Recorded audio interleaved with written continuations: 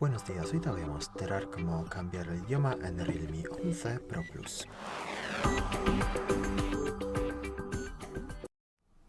Para empezar hay que abrir la aplicación Ajustes y luego en Ajustes aquí más abajo abrimos la pestaña Sistema y Actualización y luego de aquí seleccionamos la opción Idioma y Región, la tercera de aquí, y pasamos a la opción Editar porque aquí figura solamente el español, entonces necesitamos acceder a la lista y añadir un idioma de aquí.